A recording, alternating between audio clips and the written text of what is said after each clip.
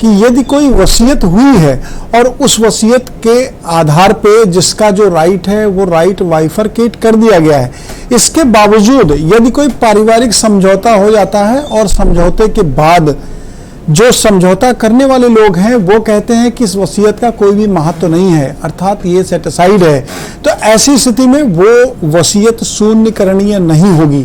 Honourable supreme court ने बहुत clear view दिया और ये कहा कि वसीयत के जो अधिकारात, वसीयत के माध्यम से जो अधिकारात स्थानांतरित हुए यानी ट्रांसफर हुए हैं, वो वसीयत के अधिकार यथावत रहेंगे और जिसको जो राइट मिला है टाइटल का प्रॉपर्टी से रिलेटेड, वो उसका राइट भी स्टेब्लिश रहेगा। यहाँ पर सेक्शन 70 के लिए जो साइलेंट फीचर्स थे उनको भी ऑनरेबल सुप्रीम कोर्ट ने एलोबरेट किया है, उनको भी क्लेरिफाई कर दिया है। उसको क्लेरिफाई कर देने से अभी जो मध्य प्रदेश का केस था, जिस केस में ऑनरेबल सुप्रीम कोर्ट को अपना व्यू देना पड़ा, उसमें यही एक सिचुएशन थी कि वसीयत में 2 बच्चों को आधा आधा हिस्सा डिस्ट्रीब्यूट किया गया, लेकिन उनका पारिवारिक समझौता हुआ और उस पारिवारिक समझौते के आधार पे उन्होंने ये तय किया कि हम 3 लोगों के बीच में प्रॉपर्टी बंटेगी। लेकिन जो दूसरा बच्चा था वो ऑनरेबल कोर्ट में उसने पिटीशन फाइल की और पिटीशन में जो जजमेंट आया वो उसके फेवर में आया कि कोई भी पारिवारिक समझौता हो जाने के बाद कोई वसीयत शून्य नहीं हो सकती है। वसीयत से जो अधिकार, जो स्वयं द्वारा अर्जित की गई संपत्ति है या स्व अर्जित संपत्ति के जो अधिकार हैं जो हस्तांतरित किए गए हैं वसीयत के माध्यम से, वो यथावत रहेंगे। जी, इसी बीच हमारे साथ वकील साहब 2 दर्शक जुड़ चुके हैं। राजेंद्र है मुंबई से। राजेंद्र, अपना प्रश्न पूछ सकते हैं आप। हेलो जी राजेंद्र जी, अपना प्रश्न पूछ सकते हैं आप। हेलो सर, हेलो जी राजेंद्र जी, आपकी आवाज हम तक स्पष्ट आ रही है, आप अपना प्रश्न पूछ सकते हैं। हेलो सर, मैं क्या बोल रहा हूँ, मेरा मैंने एक रूम लिया था मुंबई में। जी जी जी, रूम लिया था 3 साल पहले, रजिस्ट्री हो गया था जी, लेकिन उसका ओरिजिनल पेपर मेरे को अभी तक नहीं दिया है, वो बैंक में है उसका जी, तो उसका अभी तक उसका केस चल रहा है जिसका रूम है जी, तो पेपर मेरे को लेने के लिए क्या करना चाहिए?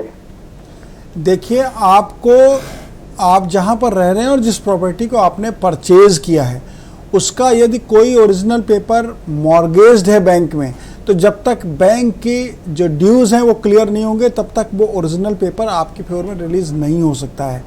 आपको जिस व्यक्ति ने प्रॉपर्टी को सेल किया है उस व्यक्ति ने सेल करने के साथ ही ट्रांसफर डीड आपको हैंडओवर की होगी। अगर नहीं की है तो वो उसकी रिस्पॉन्सिबिलिटी है कि उसको वो ओरिजिनल डीड आपको देनी चाहिए बैंक के सारे ड्यूज को क्लियर करा के, और अगर उनके द्वारा ये क्लियरेंस नहीं कराई गई है तो ये एक लीगल रिस्पॉन्सिबिलिटी सेलर की है और ऐसी स्थिति में आप उनके खिलाफ क्रिमिनल प्रोसीडिंग भी कर सकते हैं, सिविल प्रोसीडिंग भी कर सकते हैं।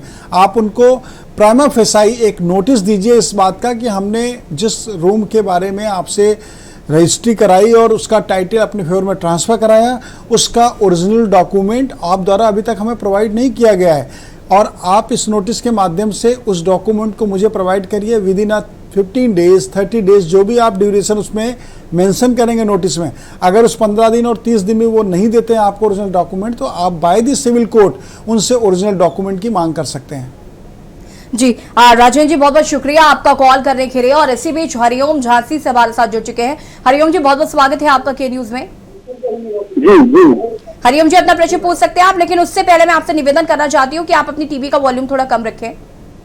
जी मैडम। जी, अपनी बात को पूरा कर सकते हैं।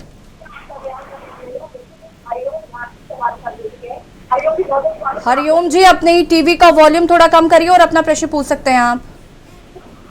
जी मैडम, बड़ी साहब नमस्कार सर। नमस्कार जी। आवाज आ रही है मैडम? जी, आपकी आवाज आ रही है, अपना प्रश्न पूरा करिए हरिओम जी।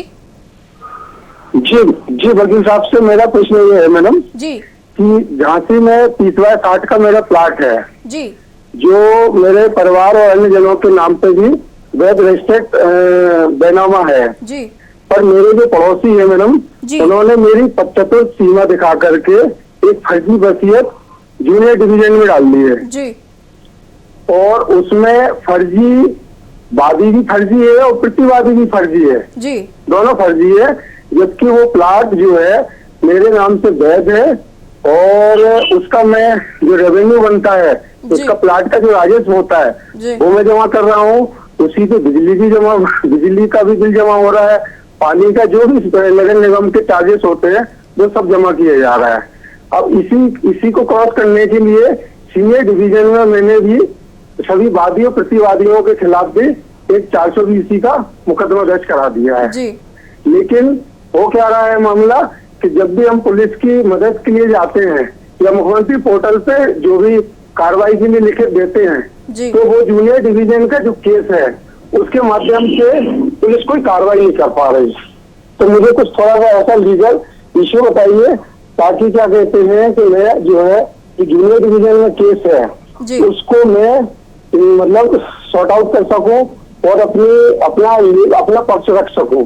क्योंकि वकीलों के माध्यम से भी गया हूं तो उनका ये कहना है कि आपको इसमें पार्टी बनना पड़ेगा। ठीक है, तो पार्टी जी। बनने में क्या हो रहा है कि समय मिल रहा है, तारीख मिल रही है जी। या फिर ऐसा कोई नियम है कि जिसे वहाँ के जो ऑनरेबल जज हैं जूनियर डिवीजन के, उनके पक्ष में भी मैं अपनी बात रख सकता हूँ सर? जी। जी सर। देखिए हरिओम जी, आपका जो प्रकरण है उस प्रकरण में आपने 2 केस किए। एक आपका कहना है कि आपने क्रिमिनल प्रोसीडिंग की अंडर सेक्शन 420 आईपीसी, और दूसरा कुछ लोगों द्वारा आपके प्लाट के संबंध में एक फेक विल दिखाते हुए सिविल जज जूनियर डिवीजन में केस फाइल कर दिया गया है। उसमें प्लेंटिफ और डिफेंडेंट, वादी और प्रतिवादी दोनों लोग गलत हैं। तो आपके अधिवक्ता ने आपको बिल्कुल सही सलाह दी है कि आपको उसमें 110 में, ऑर्डर 1 रूल 10 में पार्टी बनना चाहिए, क्योंकि आप प्रभावित पक्ष हैं। आपके प्लॉट को लेकर के 2 लोगों ने आपस में कोलिजन कर लिया है, आपस में उन्होंने कॉन्स्पिरेसी कर ली है और आपको परेशान करने के उद्देश्य से वो सूट फाइल कर दिया है। लेकिन आपने आपके जो कथन है उसके अनुसार आपने कोई सिविल सूट में इस बात का स्टे नहीं लिया है कि वो आपकी प्रॉपर्टी में इंटरफेरेंस ना करें, आपके पोजीशन में इंटरफेरेंस ना करें, क्योंकि जो भी डॉक्यूमेंट्स आपके आधार पे आप जो कह रहे हैं जिस आधार पे, उसके अकॉर्डिंग आपका वहाँ पर लीगल पोजीशन है। जैसे आपने कहा बिजली का मीटर, बिजली का बिल आप दे रहे हैं, नगर निगम के सारे ड्यूज़ दे रहे हैं, वहाँ पर आपका फिजिकल पोजीशन है। तो ये सब आपके लीगल राइट हैं। सेल डीड आपके फेवर में है, ये भी आपका लीगल राइट है। तो ऐसी स्थिति में आप एक इंजंक्शन सूट फाइल जरूर करिए और उसमें इस बात का स्टे ले लीजिए कि जो जूनियर डिवीज़न में वादी और प्रतिवादी हैं वो लोग आपके, वो या उनके कोई सहयोगी गण आपके प्लाट में किसी तरह का इंटरफियरेंस ना करें। इस बात का इंजंक्शन आपको सिविल जज जूनियर डिवीज़न या सीनियर डिवीज़न जिस कोर्ट का क्षेत्राधिकार बनता होगा वैल्यू के अकॉर्डिंग वहाँ से आपको मिल जाएगा। अब जो 110 में आपने पार्टी बनने के लिए वहाँ प्रार्थना पत्र दिया है या देंगे जूनियर डिवीज़न में, उसमें इस इंजंक्शन सूट का हवाला देते हुए उस केस को रिजेक्ट करने की प्रेयर करिए। उसमें ऑर्डर 7 रूल 11 का प्रार्थना पत्र दीजिए कि इस मुकदमे का क्षेत्राधिकार माननीय न्यायालय के समक्ष विचारण का नहीं बनता है, या इसमें कॉज ऑफ एक्शन ऐसा नहीं है जिस आधार पे वाद चल सके। तो या इसकी वैल्यू विल दिखाई गई है तो उसमें नेचुरली वैल्यू बहुत कम दिखाई गई होगी, तो इसकी वैल्यू ऐसी नहीं दर्शाई गई जिस आधार पे ये सूट चल सके। ये 3 ऐसे कारण हैं जिसके आधार पे ऑर्डर 7 रूल 11 के प्रार्थना पत्र को जूनियर डिवीज़न को डिसाइड करना पड़ेगा और उसी आधार पे उनका वो फेक केस डिसाइड या रिजेक्ट हो जाएगा। आप ये प्रोसीडिंग्स तुरंत करिए और अपना इंजंक्शन आप सिविल जज सीनियर डिवीज़न से ले लीजिए। उसके बाद फिर जो तीसरे पक्ष के लोग हैं जिन्होंने कोलिजन कर रखा है उनके खिलाफ आप क्रिमिनल प्रोसीडिंग 420, 406 या जिन सेक्शंस में उनके द्वारा ऑकरेंस किया गया उसमें आप दर्ज करा सकते हैं और आपको तुरंत मदद मिलेगी। बहुत बहुत शुक्रिया हरिओम जी कॉल करने के लिए। और इसी बीच हमारे साथ वजीब हरियाणा से जुड़ चुके हैं, अपना प्रश्न पूछ सकते हैं आप वजीब। नमस्कार जी। जी नमस्कार। वकील साहब से मेरा प्रश्न है जी। एक बिल के बारे में पूछना चाहता हूँ, वसीयतनामे के बारे में। जी वजीर जी अपना प्रश्न पूरा करिए। मेरी जो बुआ है उसने मेरे नाम वसीयत करवाई थी 2007 में जी। और वो अब गुजर चुकी है 3 साल पहले। जी। मैं रेवेन्यू डिपार्टमेंट में गया शामिल करवाने के लिए बिल को, तो उन्होंने कहा कि अब नियम कुछ बदला हुआ है बिल का, आप उनसे उनके वारिसान से सहमति लीजिए, उसके बाद ही आपके नाम ये बिल शामिल होगी, यानी ये रद्द होगी, इफेक्ट में आएगी। देखिए वजह जी, जो आपको रेवेन्यू रिकॉर्ड में अपना नाम चढ़वाने के लिए प्रार्थना पत्र देना था उसमें जो रेवेन्यू अथॉरिटी है उन्होंने आपको ये लीगल ओपिनियन नहीं दी है। इस पे ऑनरेबल सुप्रीम कोर्ट और ऑनरेबल हाई कोर्ट की बहुत सारी विधि व्यवस्थाएं हैं जिसमें ये अधिकारात जिसको विल के माध्यम से प्राप्त हुए हैं उसका ही एब्सोल्यूट राइट होता है। फैमिली के मेंबर्स की सहमति आपको लेके नहीं देनी है। आप जब रेवेन्यू अथॉरिटी के समक्ष अपने म्यूटेशन का प्रार्थना पत्र देंगे तो रेवेन्यू अथॉरिटी मुनादी और प्रकाशन की कार्रवाई कराती है, यानी डिक्लेरेशन के लिए वो वहाँ पर पब्लिकेशन की प्रोसीडिंग्स करती हैं। उसमें किसी को कोई भी ऑब्जेक्शन होगा विल के संबंध में तो वो आएंगे और आके अपना ऑब्जेक्शन फाइल करेंगे। जो नेचुरल वर्किंग है उसके अकॉर्डिंग ही उनको आपका नाम दर्ज करना चाहिए रेवेन्यू रिकॉर्ड में। रेवेन्यू अथॉरिटी को आप ही बताइए और नेक्स्ट प्रोग्राम में आप इसके संबंध में फिर क्वेश्चन करिएगा तो मैं आपको ऑनरेबल सुप्रीम कोर्ट की एक विधि व्यवस्था है उसको आपको मेंशन करते हुए विवरण आपको बता दूंगा, जिसको आप कोट करते हुए अपने नाम को वहां पर नामांतरित करा सकते हैं। अगर रेवेन्यू अथॉरिटी ये कहती है कि इस विल का प्रोबेट नहीं है और प्रोबेट होना आवश्यक हो तो आप प्रोबेट की प्रोसीडिंग के लिए डिस्ट्रिक्ट जज के समक्ष अपना वाद प्रस्तुत करके विल का प्रोबेट भी करा सकते हैं, अर्थात डिक्लेरेशन भी करा सकते हैं टाइटल का। तो रेवेन्यू अथॉरिटी का जो ऑब्जेक्शन आपके विल पर नाम चढ़ाने के संबंध में है वो ऑब्जेक्शन लीगल नहीं है। उनको लीगल इशू पर क्लियर कर दीजिए आपके एडवोकेट के माध्यम से और उनको ये कहिए कि आप मेरे नामांतरण की प्रोसीडिंग को प्रोसीड करिए। अगर किसी को ऑब्जेक्शन होगा तो वो विद इन 30 डेज और 45 डेज जो ड्यूरेशन दिया जाएगा उसमें जो भी ऑब्जेक्शन आना होगा आ जाएगा और मेरे नाम को आप नामांतरित करिए। इस आधार पर रेवेन्यू अथॉरिटी को आपका नाम दर्ज करना पड़ेगा। वजीर जी बहुत बहुत शुक्रिया आपका फोन कॉल करने के लिए। और इसी बीच हमारे साथ एक और दर्शक जुड़ चुके हैं, आशीष मुंबई से। आशीष अपना प्रश्न पूछ सकते हैं आप। आशीष अपना प्रश्न पूछ सकते हैं आप। Hello hello hello. जी जी आशीष आपकी आवाज आ रही है, आप अपना प्रश्न पूछ सकते हैं। हेलो मैडम, आवाज नहीं आ रहा आपका। हेलो आशीष आपको आवाज आ रही है हमारी? हाँ आ रही मैडम। आशीष अपना प्रश्न पूछिए। हेलो आशीष अपना प्रश्न पूछ सकते हैं आप, आपकी आवाज हम तक स्पष्ट आ रही है। हाँ मुझे सबसे पूछना था कि हमने जो यहाँ मुंबई में एक प्लॉट लिया था माड़ा का 2016-17 में खरीदा था मैडम ये। जी हेलो आशीष आप अपनी बात को पूरा कीजिए, आपकी आवाज हम तक स्पष्ट आ रही है।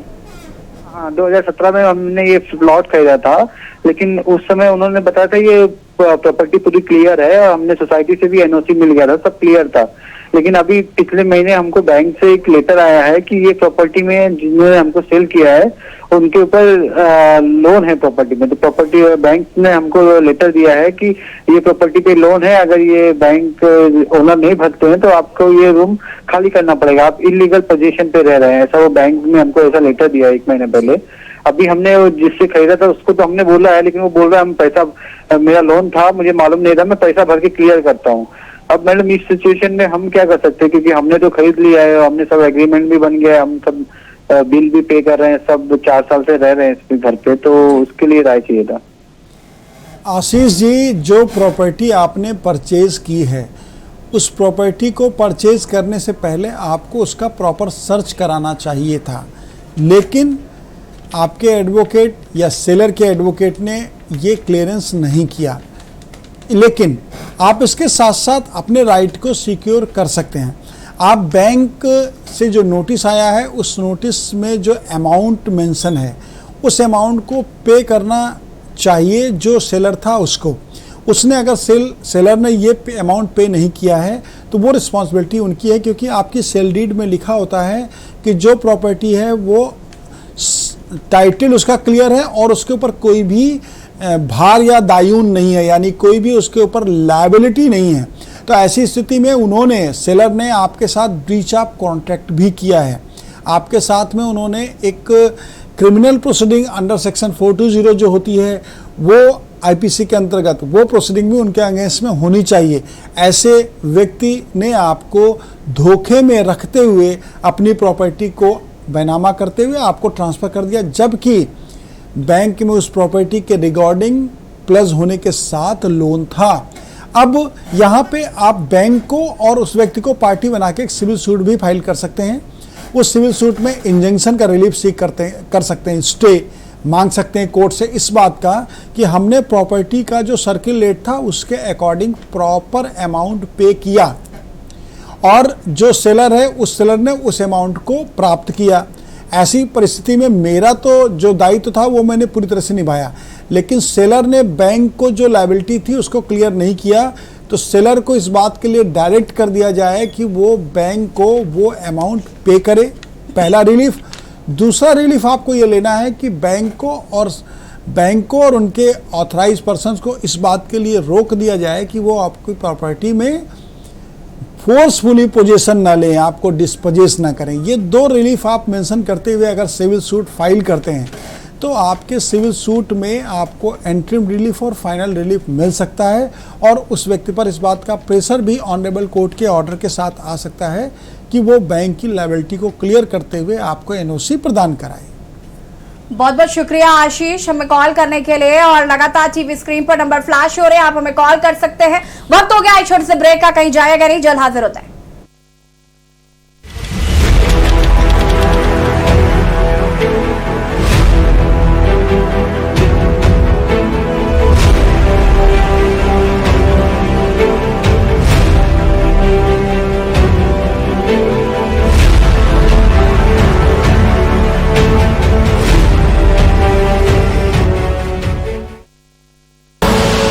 आप देख रहे हैं के न्यूज, खबरों का सारथी।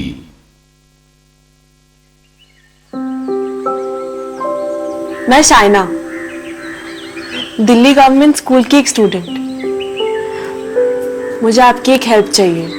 एक्चुअली माँ और बापूजी चाहते हैं कि मैं आगे और पढ़ाई करूं, पर वो खुद नहीं पढ़े हैं ना, इसलिए मेरी हेल्प चाहकर भी नहीं कर सकते। इसलिए एक बड़ी बहन चाहिए, एक बड़ी बहन चाहिए जो मुझे समझे, मेरे सारे कंफ्यूजन्स को दूर कर दे, जिससे ना मैं फ्री होकर अपने सारे डाउट्स पूछ सकती हूँ। और यही मिस करती हूँ मैं एक बड़ी बहन को। तो क्या आप बनोगी मेरी बड़ी बहन? मुझे मेंटोर करोगी?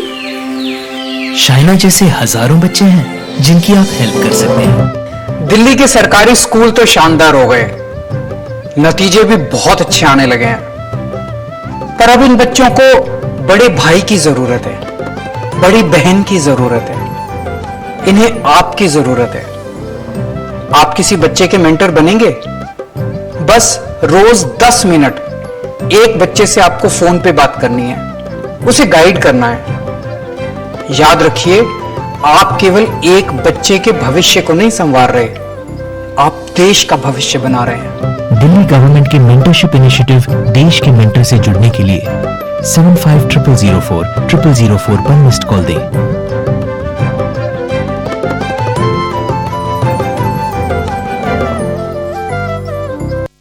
और खुशबू में झूम के भाई लेके आए गोल्डी मसाले, खुशबू और स्वाद ऐसा तो रिश्तों में गुस्सा कैसा। आप देख रहे हैं के न्यूज, खबरों का सारथी।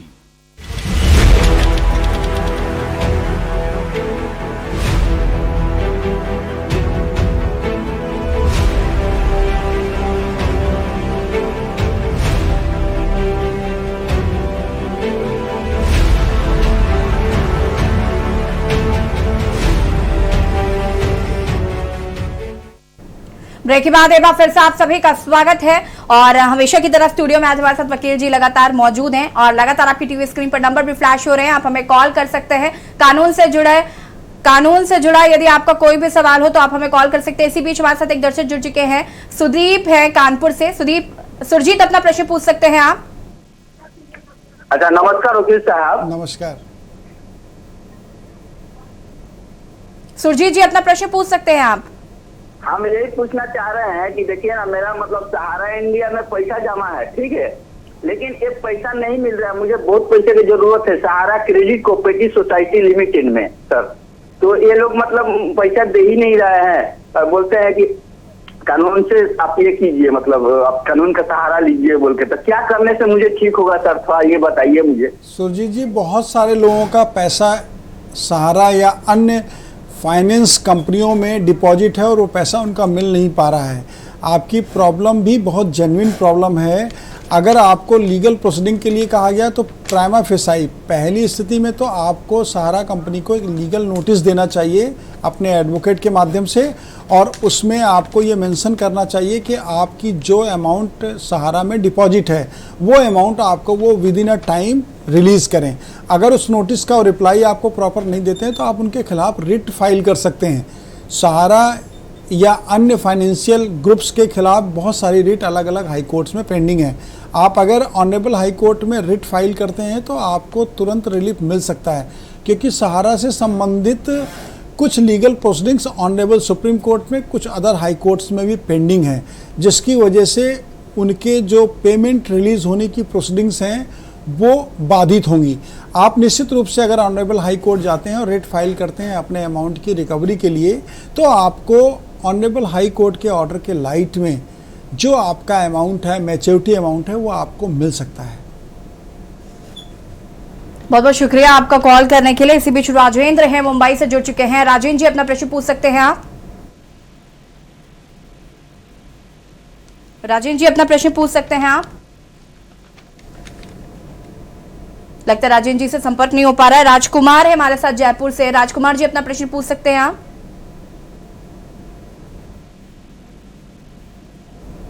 राजकुमार जी से भी संपर्क टूट गया है। लगातार आपकी टीवी स्क्रीन पर नंबर फ्लैश कर रहे हैं, आप हमें कॉल कर सकते हैं। कानून से जुड़ा यदि आपका कोई भी सवाल हो आप पूछ सकते हैं। फिलहाल वक्त हो गया एक छोटे से ब्रेक का, जल्द हाजिर होता है।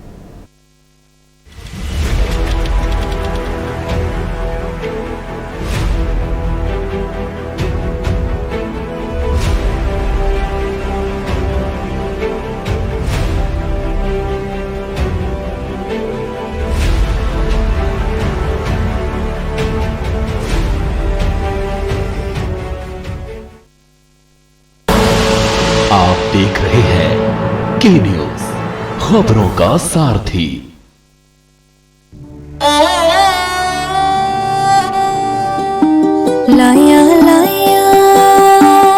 क्या लगता है आपकी दिवाली को खूबसूरत बनाने में?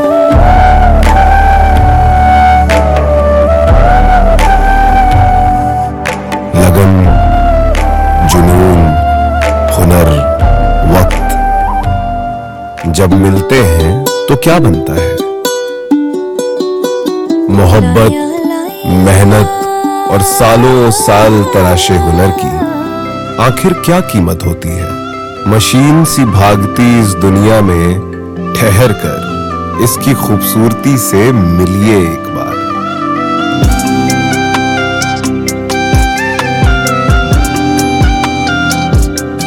अपने दिए से और बहुत से घर जगमगाइए। इस दिवाली हाथ से बने सामान अपनाइए।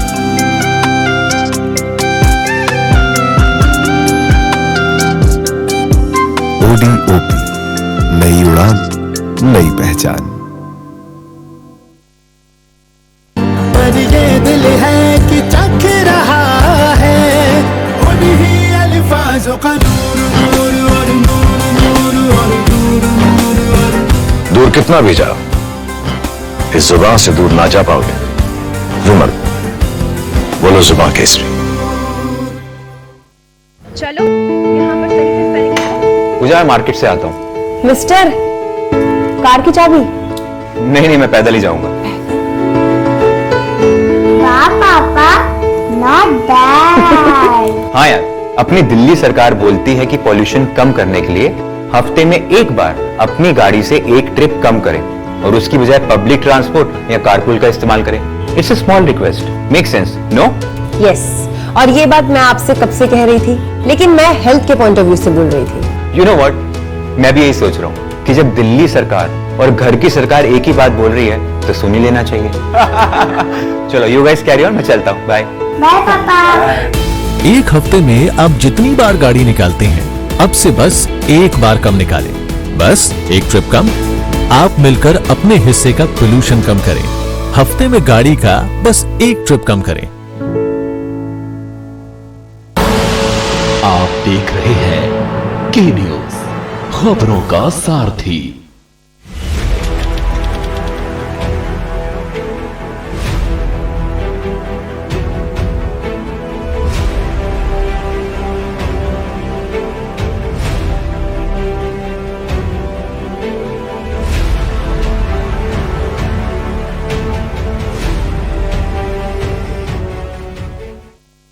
ब्रेक के बाद एक बार फिर से आप सभी का स्वागत है आपके खास कार्यक्रम वकील आपका में। और इसी बीच हमारे साथ एक दर्शक जुड़ चुके हैं, इस्लाम है उत्तराखंड से। इस्लाम, अपना सवाल पूछ सकते हैं आप। हेलो जी इस्लाम जी, अपना सवाल पूछ सकते हैं आप। जी जी जी, बात करा दो बाबू जी से। जी आपको सुन पा रहे हैं वकील साहब, आप अपना प्रश्न पूछ सकते हैं।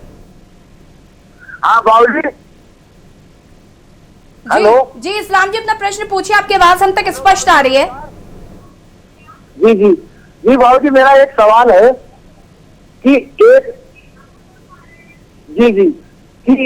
एक मकान में रड़ा चल रहा था, तो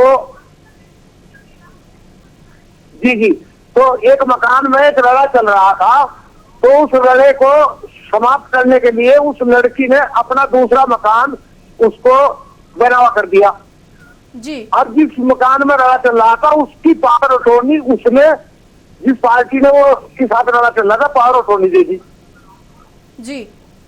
तो बावजूद बाद में अब पता लगा कि पावर अटॉर्नी उन्होंने कैंसिल कर दी और उसका बनावा करा लिया। देखिए, आपने जिस प्रॉपर्टी का डिस्प्यूट था उस प्रॉपर्टी में सुलहनामे के लिए आपने दूसरी प्रॉपर्टी का बैनामा उनके फेवर में किया और उस प्रॉपर्टी की पावर ऑफ अटॉर्नी ले ली। पावर ऑफ अटॉर्नी किसी भी समय चेंज हो सकती है या शून्य हो सकती है, निरस्त हो सकती है। तो ऐसी स्थिति में आपने यदि बैनामे में ये कंडीशन डाली होगी कि इस प्रॉपर्टी को मैं ट्रांसफ़र करने के एवज में इस प्रॉपर्टी के संबंध में इनसे ये डॉक्यूमेंट अर्थात पावर ऑफ अटॉर्नी या अन्य जो अधिकार हैं वो ले रहा हूँ, ऐसा आपने कोई क्लॉज मुझे लगता है रजिस्ट्री जो आपने सेल डीड की होगी उसमें नहीं डाली होगी। यहाँ पावर ऑफ अटॉर्नी के साथ में आपको एक एग्रीमेंट भी करना चाहिए था इस प्रॉपर्टी का, उस एग्रीमेंट में उस अटॉर्नी को मेंशन करना चाहिए था। अब आपको उन्होंने दोनों तरफ से एक तरीके से अपनी कॉन्स्पिरेसी में इन्वॉल्व कर लिया है। आपकी दूसरी प्रॉपर्टी को भी उन्होंने अपने पास कर लिया और उस प्रॉपर्टी में जो उनको राइट देना था वो राइट भी वो ट्रांसफ़र नहीं कर रहे हैं। तो ऐसी स्थिति में आप बैनामा कैंसिलेशन का सूट उनके खिलाफ फाइल करिए सिविल कोर्ट में, यानी बैनामे के निरस्त करने का वाद, और उसमें ये आधार दीजिए कि हमारी जिस प्रॉपर्टी के संबंध में इनसे सुलह हुई थी उस प्रॉपर्टी में अपने अधिकारात के एवज में मैंने इस प्रॉपर्टी का बैनामा इनको किया था और इनके द्वारा जो अटॉर्नी दी गई या जो अधिकारात हमें हस्तांतरित किए गए उनके संबंध में जो डॉक्यूमेंट है उसको इन्होंने सेट असाइड यानी शून्य कर दिया है। तो ऐसी परिस्थिति में जो बैनामा है इसको भी शून्य करने घोषित किया जाए। आपके डॉक्यूमेंट्स देखने के बाद और परफेक्ट ओपिनियन दी जा सकती है, लेकिन प्राइमा फेसाई आपको बैनामा कैंसिलेशन का सूट जरूर फाइल कर देना चाहिए। बहुत बहुत शुक्रिया इस्लाम जी कॉल करने के लिए। और इसी बीच हमारे साथ मुंबई से मनीष जुड़ चुके हैं। मनीष, अपना प्रश्न पूछ सकते हैं आप। मनीष, अपना प्रश्न पूछ सकते हैं आप।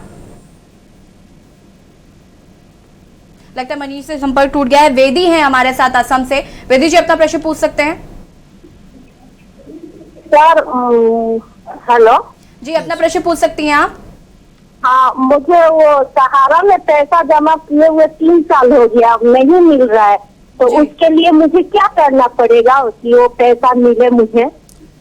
बेदी जी, ऐसा ही एक प्रश्न अभी पहले भी एक दर्शक के द्वारा किया गया है और मैंने उनको सलाह दी थी। आपको भी मैं अपनी सलाह यही देता हूं कि आपका जो पैसा सहारा में आपने डिपॉजिट किया उस पैसे को आपको यदि मैच्योरिटी का टाइम पूरा होने के बाद भी नहीं दिया जा रहा है तो आपको ऑनरेबल हाई कोर्ट यानी उच्च न्यायालय के समक्ष याचिका प्रस्तुत करनी चाहिए इस संबंध में, और अपने अमाउंट को लेने के लिए ऑनरेबल हाई कोर्ट में रिक्वेस्ट करनी चाहिए। हाई कोर्ट में ही याचिका फाइल करने के बाद आपकी कोई रिकवरी आसानी से सहारा से आपको प्राप्त हो सकती है, क्योंकि सहारा के संबंध में जो विभिन्न न्यायालयों में बहुत सारे मुकदमे चल रहे हैं या honourable high court, honourable supreme court में जो लिटिगेशन पेंडिंग है उसके अकॉर्डिंग सहारा के साथ कई इस तरह की क्राइसिस आई हैं कि वो अपने जो क्लाइंट्स हैं उनका पेमेंट टाइमली नहीं कर पा रहे हैं। आपको ऑनरेबल हाई कोर्ट में रेट फाइल करने के बाद निश्चित रूप से रिलीफ मिलेगा और आपकी मैच्योरिटी राशि आपको प्राप्त होगी। बहुत बहुत शुक्रिया वैद्य जी कॉल करने के लिए। और इसी बीच हमारे साथ राजकुमार जयपुर से जुड़ चुके हैं। राजकुमार जी अपना प्रश्न पूछ सकते हैं आप। हाँ जी नमस्कार जी, राजकुमार सोनी बोल रहा हूँ जयपुर से। जी अपना प्रश्न पूछिए। हाँ जी, हमारे क्या मेरी वाइफ ने हमारे मकान मानसरोवर में उसमें स्टे लगा रखा है नॉट फॉर सेल के लिए और निर्माण नहीं करने के लिए मेरी पत्नी ने। जी तो क्या चाहते हैं आप राजकुमार जी? मैं चाहता हूँ कि हमारी पत्नी का टूट जाए, मकान का स्टे लगा रखा। राजकुमार जी, जो सिविल कोर्ट में आपकी वाइफ द्वारा या उनके सहयोगियों द्वारा कोई स्टे के लिए सूट फाइल किया गया और टेम्परेरी इंजंक्शन कोर्ट से ग्रांट कर लिया गया, यानी कोई भी आदेश अंतरिम प्राप्त कर लिया गया, ऐसी स्थिति में आपको मेरी रिक्वेस्ट ये है कि आप उस केस में order 39 rule 12 read with 151 CPC की एप्लीकेशन को आप सेटिसाइड करा दीजिए। आपके जो सूट है उसकी पेंडेंसी के बिटवीन आपको ये आपके खिलाफ ये एंट्री ऑर्डर किया गया होगा। अगर आप 3912 की एप्लीकेशन को आप सेटिसाइड करा देते हैं, यानी उसको खारिज करा देते हैं, तो निश्चित रूप से उस स्टे का प्रभाव भी खत्म हो जाएगा। आपको न्यायालय के समक्ष अपनी अपीयरेंस देके जो भी एंट्री ऑर्डर आपकी फैमिली, आपकी वाइफ या किसी के द्वारा लिया गया है, आपकी प्रॉपर्टी के संबंध में कि आप निर्माण नहीं करा सकते हैं, आप उसको किसी को हैंडओवर नहीं कर सकते हैं, आप उसको ट्रांसफ़र नहीं कर सकते हैं, ये सारे राइट आपके इस्टेब्लिश्ड हैं, आपका टाइटल क्लियर है, आपको पोजीशन, लीगल पोजीशन आपका क्लियर है, तो आप ये सब कुछ कर सकते हैं। लेकिन जब तक टेम्परेरी इंजंक्शन तब तक आप नहीं कर सकते हैं, वो अवमानना की परिधि में आ जाएगा। यदि आप द्वारा कोई ऐसा एक्ट ऑर्डर के अगेंस्ट में किया गया तो निश्चित रूप से प्रामा फेसाई यानी प्रथम दृष्टया आपको जो ऑनरेबल कोर्ट द्वारा टेम्परेरी स्टे ग्रांट किया गया है उसको वैकेट कराने का प्रोसेस न्यायालय के समक्ष करना चाहिए और उसको एक्सपेडाइटली यानी जल्दी से जल्दी उसको निस्तारित भी कराना चाहिए। राजकुमार जी बहुत बहुत शुक्रिया कॉल करने के लिए। मनीष मुंबई से हमारे साथ जुड़ चुके हैं। मनीष अपना प्रश्न पूछ सकते हैं आप। नमस्कार सर, मुझे पूछना था, मैंने 2 साल पहले से प्रॉपर्टी लिया है एक, अभी मैंने सेलर से जिससे लिया सोसाइटी ने भी एनओसी दे दिया सर, मेरा मारा ट्रांसफर और सब रजिस्ट्रेशन सब हो गया। अब वो प्रॉपर्टी मुझे सर 15 दिन पहले एक नोटिस आया है कि ये इलीगल प्रॉपर्टी है, सेलर ने इसके अंदर लोन लिया है जो क्लियर नहीं है। तो सर अभी बैंक वाले मुझे ऐसा ये किया है, लेटर दिया है सर, कि हमने पूरा क्लियर कर सब यूज किया, मतलब सेल एग्रीमेंट सब बना के सब क्लियर कर दिया था, पैसा सोसाइटी से भी एनओसी मिल गया, तो हम क्या कर सकते हैं सर इसमें? मनीष जी, जो आपकी प्रॉपर्टी को परचेज करने के लिए आपने सेलर को कंसिडरेशन अमाउंट दिया है, तो आपने अपने जो आपके और सेलर के बीच का कॉन्ट्रैक्ट है उसको आपने फुलफिल कर लिया है। किसी भी प्रॉपर्टी को परचेज करने के लिए ये उसकी वैल्यू, मार्केट वैल्यू या सर्किल रेट की वैल्यू पे कर दी जाती है। तो ऐसी स्थिति में जो ट्रांसफ़र है वो ट्रांसफ़र प्रॉपर हो गया, उसका रजिस्ट्रेशन होना शेष होता है, ये माना जाता है जो ट्रांसफ़र ऑफ प्रॉपर्टी एक्ट है उसके अकॉर्डिंग। अभी यहाँ पर एक नया इशू जनरेट हुआ है कि बैंक ने उस प्रॉपर्टी को मॉर्गेज कर रखा है और उस प्रॉपर्टी पर कोई लोन है जिसको सेलर ने आपको नहीं बताया है। तो ऐसी स्थिति में आपको सेलर को एक नोटिस देते हुए उस लोन को क्लियर करने के लिए रिक्वेस्ट करनी चाहिए। यदि सेलर उसके बाद भी उस ड्यूज को क्लियर करते हुए अपनी एनओसी बैंक की नहीं देते हैं तो आपको सिविल कोर्ट में बैंक और जो सेलर हैं दोनों को पार्टी बनाते हुए सिविल सूट फाइल करना चाहिए, जिसमें मैंडेटरी इंजंक्शन यानी आदेशात्मक व्यादेश और परमानेंट इंजंक्शन यानी स्थायी निषेधाज्ञा दोनों ऑप्शन को आपको मेंशन करना चाहिए। और जो न्यायालय से आप डायरेक्शन लेंगे वो इस बात के मैंडेटरी इंजंक्शन लेंगे कि सेलर को इस बात के लिए डायरेक्ट कर दिया जाए कि वो बैंक के ड्यूज क्लियर करके हमको एनओसी पर्टिकुलर प्रॉपर्टी की दे और मेरे फेवर में सेल डीड को रजिस्टर्ड करें, एग्जीक्यूट होने के साथ रजिस्टर्ड भी करें। यदि सेलर ऐसा नहीं करते हैं तो ये आपके उनके बीच का ब्रीच ऑफ कॉन्ट्रैक्ट माना जाएगा और वो क्रिमिनल प्रोसीडिंग फेस करने के लिए प्रिपेयर रहें, क्योंकि आपको ये अधिकार मिलता है कि आपके पैसे को कंसिडरेशन अमाउंट के रूप में किसी ने प्राप्त कर लिया है तो वो आपको उस प्रॉपर्टी को दे। अगर उस प्रॉपर्टी को वो नहीं देता है या उसके संबंध में लीगल डॉक्यूमेंटेशन नहीं करता है तो निश्चित रूप से ये ब्रीच ऑफ कॉन्ट्रैक्ट है, यानी आपके उनके बीच का जो करार है उस करार को भंग करने का कृत्य उनके द्वारा किया गया है। बहुत बहुत शुक्रिया आपका कॉल करने के लिए मनीष जी। हमारे साथ बनारस से राजेश जी जुड़ चुके हैं। राजेश जी अपना प्रश्न पूछ सकते हैं आप। राजेश जी अपना प्रश्न पूछ सकते हैं आप। लगता है राजेश जी से संपर्क टूट गया है। हमारे साथ नरेंद्र जुड़ चुके हैं। नरेंद्र जी अपना प्रश्न पूछ सकते हैं आप। फर्क है। हेलो जी नरेंद्र जी अपना प्रश्न पूछ सकते हैं आप। फर्क है। हेलो आपकी आवाज आ रही है नरेंद्र जी अपना प्रश्न पूछ सकते हैं आप। संपर्क नहीं टूटा है। हेलो नरेंद्र जी अपना प्रश्न पूछ सकते हैं आप, और सबसे पहले तो अपने टीवी का वॉल्यूम थोड़ा कम करिए ताकि आपकी आवाज आ सके। हेलो हेलो नरेंद्र जी आपकी आवाज हम तक आ रही है। लगता है संपर्क टूट गया है। सर हम अगला सवाल आपसे पूछेंगे कि क्या राजनीतिक दलों को चयनित और उम्मीदवारों का विवरण प्रकाशित करना चाहिए? देखिए ये एक बहुत ही गंभीर विषय है और इस पर लगातार मंथन होता रहा है कि राजनीतिक दलों को जो राजनीति में जो अपराधीकरण प्रारंभ हो गया, उस अपराधीकरण को किस प्रकार से रोका जाए। यानी जो राजनीतिक दल हैं वो तमाम अपराधियों को टिकट देते हैं, उनको एमपी एमएलए बना देते हैं अपने पार्टी के प्लेटफॉर्म के माध्यम से। इस पर ऑनरेबल सुप्रीम कोर्ट ने एक विधि व्यवस्था दी जो बहुत ही इंपॉर्टेंट है और वो लैंडमार्क केस के रूप में है।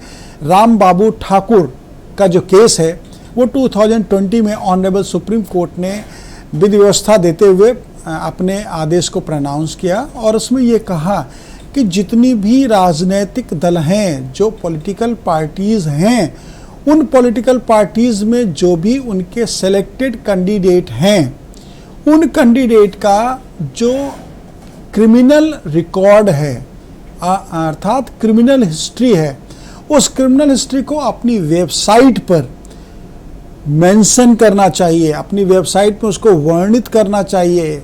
वो इस उद्देश्य से ऑनरेबल सुप्रीम कोर्ट ने ये आदेश पारित किया कि जो भी विधानसभा के लिए, लोकसभा के लिए जो भी सदस्य सेलेक्ट किए जाते हैं पार्टियों द्वारा, उनका अगर विवरण वेबसाइट में होगा और क्षेत्र की जनता यदि अपने चुने जाने वाले नेता के जो उनका आपराधिक इतिहास था या जो उनके द्वारा पूर्व में कृत्य किए गए उनसे अवगत होना चाहेंगे, तो वेबसाइट में साइट ओपन करते ही उनका पूरा विवरण उनको प्राप्त हो जाएगा और उसके बाद वो ये तय करेंगे कि उनको उस व्यक्ति को पद पर आसीन करना है, यानी विधायक या सांसद बनाना है या नहीं बनाना है। जी। ऑनरेबल सुप्रीम कोर्ट की मंशा बिल्कुल क्लियर थी कि जो राजनीति में अपराधीकरण है उसको रोकने का ये एक सुगम तरीका है और इसमें हर दल को सहयोग करना चाहिए और जितने भी उनके कैंडिडेट हैं उन कैंडिडेट का जो क्रिमिनल हिस्ट्री है उसको अपनी वेबसाइट में मेंशन करना चाहिए। यही Ram Babu Thakur versus union of India के केस में ऑनरेबल सुप्रीम कोर्ट ने डिसाइड किया था। जी इसी बीच हमारे साथ एक दर्शक जुड़ चुके हैं, बनारस से राजेश हैं। राजेश जी अपना प्रश्न पूछ सकते हैं आप। हेलो जी राजेश जी अपना प्रश्न पूछ सकते हैं आप। हाँ, हमारा जो है हमारे लड़के का जो शादी जी हुआ था वो जो है घर पर नहीं आ रही है, इसलिए जो पूछना है। तो क्या करना चाहते हैं आप राजेश जी? हाँ, वही राय पूछना चाहते हैं। राजेश जी, आपके बेटे की जो मैरिज हुई, उस मैरिज यानी शादी को होने के बाद यदि आपकी बहू आपके घर में नहीं आ रही है और आपके द्वारा लगातार इस कार्य के लिए यानी विदाई के लिए प्रयास किया जा रहा है, तो आपको निश्चित रूप से ऑनरेबल कोर्ट में, एक फैमिली कोर्ट में आपको एक छोटी सी पिटीशन फाइल करनी है जो सेक्शन 9 हिंदू मैरिज एक्ट के अंतर्गत फाइल होगी। उसमें आपके बेटे की तरफ से ये प्रेयर कोर्ट से की जाएगी कि हमारा विवाह हिंदू संस्कृति और धर्म को मानते हुए सप्तपदी के समक्ष दिनांक इतने इतने को हुआ था। विवाह होने के बाद से हमारी जो पत्नी है वो हमारे पास पत्नी धर्म का पालन करने के लिए नहीं आ रही हैं। तो ऐसी स्थिति में अगर आप ये सारे फैक्ट देते हुए क्यों नहीं आ रही हैं, कब कब आपने संपर्क किया और उस संपर्क में आपने कब रिक्वेस्ट की कि वो आपके यहाँ आए और नहीं आई, तो ये सारे कंटेंट आप मेंशन करते हुए फाइल करेंगे सूट अंडर सेक्शन 9, तो निश्चित रूप से कोर्ट का ये राइट है, लीगल राइट है कि कोर्ट आपके पक्ष में इस बात का आदेश करे कि आपकी बहू यानी जो आपके बेटे की पत्नी है वो विदा होकर के आपके घर आए और पत्नी धर्म का पालन करे। यदि उसके बाद भी ऑनरेबल कोर्ट के आदेश के बाद भी वो आपके बच्चे के साथ रहने के लिए नहीं आती हैं तो आप उनके खिलाफ लीगल प्रोसीडिंग्स को और आगे एग्जीक्यूट कर सकते हैं, लेकिन प्राइमा फेसाई आपको सेक्शन 9 हिंदू मैरिज एक्ट में एक केस फाइल करते हुए उनको विदाई के लिए रिक्वेस्ट करनी चाहिए न्यायालय के माध्यम से। राजेश जी, कॉल करने के लिए बहुत बहुत धन्यवाद। इसी बीच हमारे साथ वजीद हैं, हरियाणा से जुड़ चुके हैं। वजीद जी, अपना प्रश्न पूछ सकते हैं आप। नमस्कार जी। नमस्कार। डिस्कनेक्ट हो गया था, मैं दोबारा से, मेरा प्रश्न अधूरा रह गया सर। थोड़ा सा विल के रिगार्डिंग था कि मेरी बुआ ने मेरे नाम विल की थी और वो एक्सपायर हो चुकी है। मैं रेवेन्यू डिपार्टमेंट में गया था, उन्होंने कहा था कि डिपेंडेंट्स के आप कंसेंट लाइए, तो उसमें उन्होंने सर ये ऐड किया था कि अब सुप्रीम कोर्ट के द्वारा कोई डिसीजन आया था कुछ साल पहले कि उसमें ये कहा गया था कि यदि कोई विल करने के बाद गुजर जाता है तो उसकी जो डिपेंडेंट यदि लड़कियां हैं तो उनसे कंसेंट मैंडेटरी है, ये बताया गया उनके द्वारा। देखिए, ऑनरेबल सुप्रीम कोर्ट ने कोई भी ऐसा क्लियर गाइडलाइंस नहीं दिए इस संबंध में। अभी 2005 में जो हिंदू सक्सेशन एक्ट में अमेंडमेंट हुआ उसके अकॉर्डिंग पुत्र और पुत्री सबका विधिक अधिकार होता है किसी भी क्वेश्चन प्रॉपर्टी में यानी पृष्ठगत संपत्ति में, लेकिन वहां पर होता है जहां पर कोई वसीयत नहीं की जाती है। यदि आपकी मदर द्वारा आपके फेवर में विल की गई है तो मदर के राइट विल के माध्यम से आपको ही ट्रांसफर होंगे। ये रेवेन्यू अथॉरिटी आपको गलत तरीके से मिसगाइड कर रही है।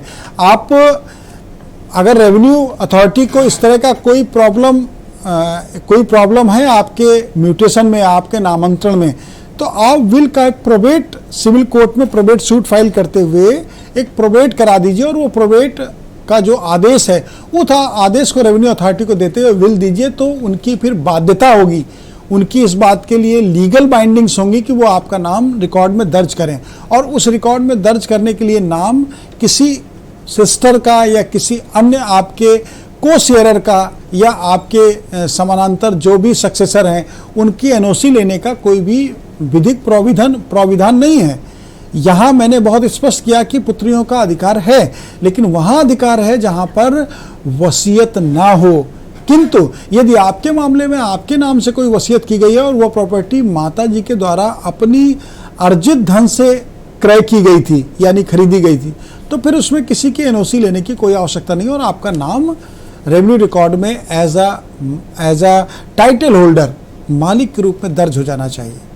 बहुत बहुत शुक्रिया आपका जुड़ने के लिए। हमारे साथ राजू लखनऊ से जुड़ चुके हैं। राजू जी, अपना प्रश्न पूछ सकते हैं आप। जी मैडम। जी मुझे ये पूछना है वकील साहब से जी कि हमारे पिताजी की पैतृक जमीन थी जी लगभग 50 वर्ष पहले आवास विकास परिषद ने एक्वायर कर ली थी। उसका कुछ मुआवजा दिया था, कुछ मुआवजा बाकी रह गया था। जो हमारे पड़ोस के लोग रहने वाले थे उन्होंने उस पर मुकदमा लगा दिया था, वहां पे एप्लीकेशन देके पैसा रुक गया था मेरा और हम लोग उन लोगों से मुकदमा भी जीत गए थे। उसके बाद में आवास विकास परिषद जो है दिवालिया हो गई थी, उसने मुआवजा नहीं दिया। तो मैं इस विषय में जानना चाहता हूँ कि हमें वो मुआवजा मिलेगा और मिलेगा तो क्या नई भूमि अधिग्रहण नीति के तहत से मिलेगा या नहीं मिलेगा? देखिए, आपको जो आपका मुआवजा आपको नहीं मिला है उसके संबंध में लीगल प्रोसीडिंग्स करनी चाहिए। यदि आपके द्वारा लीगल प्रोसीडिंग्स नहीं की गई हैं तो आपने एक बहुत लंबा समय इस सोच विचार में ही बर्बाद कर दिया। आप ऑनरेबल हाई कोर्ट में यदि रिट फाइल करते हैं और उस रिट में आप अवार्ड को चैलेंज करते हैं और उस अवार्ड के एक्विजिशन का जो अवार्ड होता है उस अवार्ड को आप चैलेंज करते हैं और ये कहते हैं कि आपको जो मुआवजा दिया गया वो गलत तरीके से दिया गया, या जो मुआवजा आपको प्राप्त हुआ उस मुआवजे को प्राप्त होने के साथ आपने एक फॉर्म होता है फॉर्मेट जिसमें आपकी सहमति एक्विजिशन डिपार्टमेंट द्वारा ली जाती है। यदि आपने उसमें ये लिखा है कि मेरा संपूर्ण समाधान हो गया और मुझे पूर्ण मुआवजा मिल गया, तो निश्चित रूप से आपको अब लीगल प्रोसीडिंग करने का कोई फ़ायदा नहीं मिलेगा।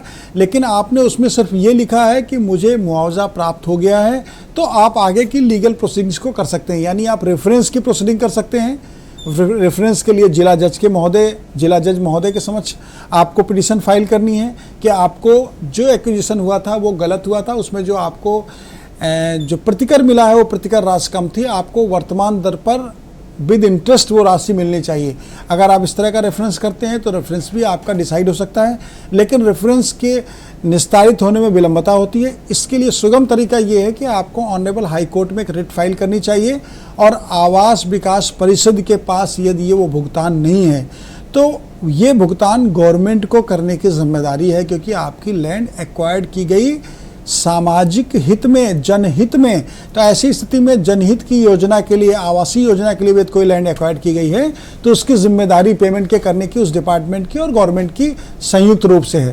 तो आपको दोनों को पार्टी बनाते हुए एक याचिका फाइल करनी चाहिए और उस याचिका में आपको रिलीफ न्यायालय के माध्यम से प्राप्त होगा। राजू जी, बहुत बहुत शुक्रिया आपका कॉल करने के लिए, और लगातार आपकी टीवी स्क्रीन पर नंबर फ्लैश हो रहे हैं, आप हमें कॉल कर सकते हैं। फिलहाल यहाँ पर वक्त हो गया एक छोटे से ब्रेक का, जल्द हाजिर होते हैं।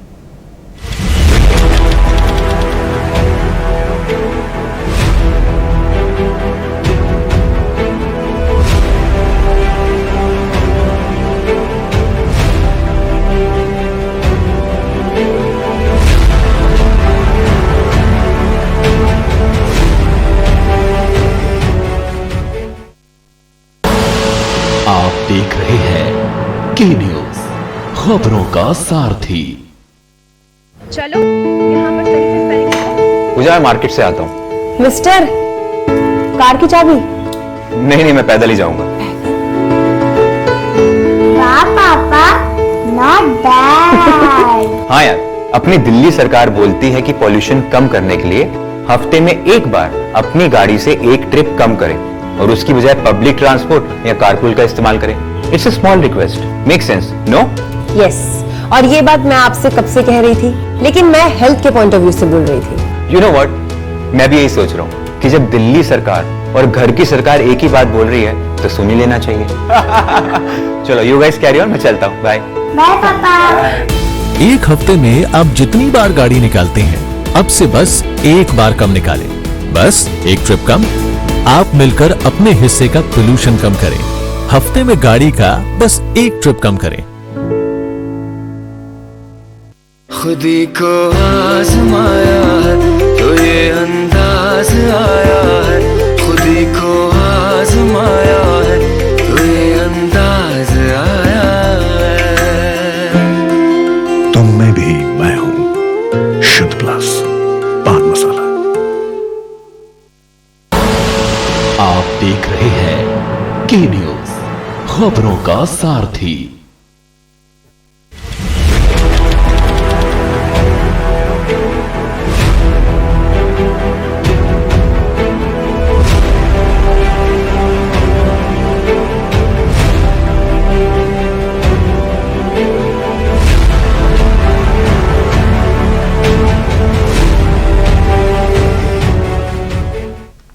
ब्रेक के बाद एक बार फिर से आप सभी का स्वागत है आपके खास कार्यक्रम वकील आपका में, और लगातार टीवी स्क्रीन पर आपके नंबर फ्लैश हो रहे हैं, आप हमें कॉल कर सकते हैं। इसी बीच हमारे साथ एक दर्शक जुड़ चुके हैं, विजय है नागपुर से। विजय, अपना प्रश्न पूछ सकते हैं आप। मेरा सवाल था वकील साहब से जी कि हमारा वकील जो है वो अभी आ ही नहीं रहा है, हर गाँव गया है, वो आ नहीं रहा है, अभी उनका रिजेक्ट हो गए वो। आप अपना प्रश्न पुनः पूछिए। हाँ सर, नमस्कार। नमस्कार। हाँ, मेरा सवाल था कि हमारा वकील जो है बहुत दिनों से बाहर गया हुआ है, के गांव गया हुआ है, तो चेन्नई जी, वहां से वापस नहीं आया है जी। हमारा वकील जो है, हमारा प्रॉपर्टी का केस है जी, वो हमारा वकील बाहर गया हुआ है, तो आया नहीं अभी तक केस, वो एजेंट है। देखिए विजय जी, आपके केस में जो आपका प्रॉपर्टी का सिविल सूट पेंडिंग है कोर्ट में, और उस कोर्ट में जो प्रोसीडिंग है वो प्रोसीडिंग आपके एडवोकेट के माध्यम से प्रोसीड होनी चाहिए। लेकिन यदि एडवोकेट आपके नहीं आ रहे हैं और आपके केस में जो डेट है वो लगातार लग रही हैं, तो निश्चित रूप से आपके केस में कोई भी प्रोसीडिंग आगे नहीं बढ़ेगी। उसके लिए दो ही ऑप्शन है कि आप या तो न्यायालय के समक्ष अपीयरेंस देके अपने केस को आगे, यानी उसकी जो विचारण की कार्रवाई है उसको आगे बढ़वाएं, उसका जो प्रोसीडिंग्स है वो प्रोसीडिंग्स को आगे बढ़ाएं, या फिर आप किसी दूसरे एडवोकेट के माध्यम से किसी दूसरे एडवोकेट को आप इंगेज कर सकते हैं। जो एडवोकेट एक्ट में प्रोविजंस हैं उसके अकॉर्डिंग किसी भी दूसरे एडवोकेट को आप इंगेज करने के लिए स्वच्छंद हैं, उसमें आपको कोई बाध्यता नहीं है कि एक एडवोकेट है तो दूसरा नहीं हो सकता है।